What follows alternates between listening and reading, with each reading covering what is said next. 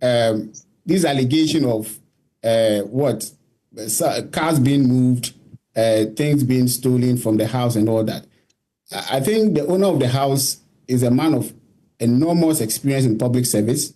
He's a very educated person, very confident and bold person.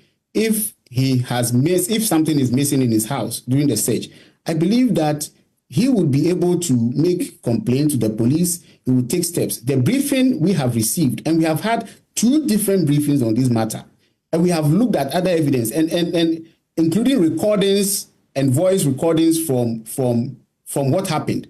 And there is no way that anybody who is not with malice will come up to accuse anyone of, first of all, stealing, or first of all, even doing something untoward. The briefing shows that when the investigators go to the house, the first thing they did was to reach out to speak with the owner of the house, who is Dr. Addison, and his wife. And they showed them the warrant. They perused the warrant and had their lawyer present before the search started. They led the investigators from room to room, showing them what they have to look at. And eventually, after they've satisfied themselves, I don't know what's happening. After they've satisfied themselves, there was a very huge cordiality between these persons. And that was done, after which they left.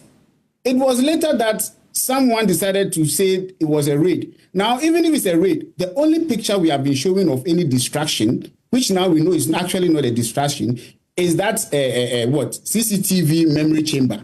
If there was a raid, I expect that persons, the owner of the house or persons who went there, will show broken windows, broken doors, broken furniture, or things that show that there is raid. But the only thing that we have been seeing from a week ago is that chamber. And it is clear now that that chamber was only containing the CCTV drive, which was removed. And to remove it, those wires that you see hanging were wires that were plugged into the CCTV, the ports on the CCTV memory storage. And they were removed. And once they are removed, they obviously will be hanging because they don't have the port anymore. So I am saying that in as much as we want to put things across, it's also fair that even by looking at the pictures or the information put out alone, we should be able to make some deduction. Now, a while ago, one of the things you said was that why are we out speaking to matters that when the person is not before court?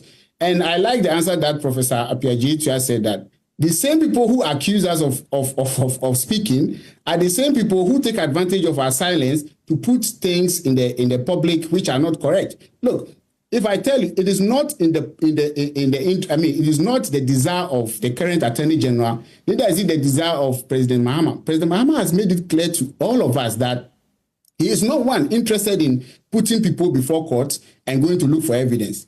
He's not interested in persecution. He's not interested in he's not interested in using criminal justice system to damage people's reputation and all that.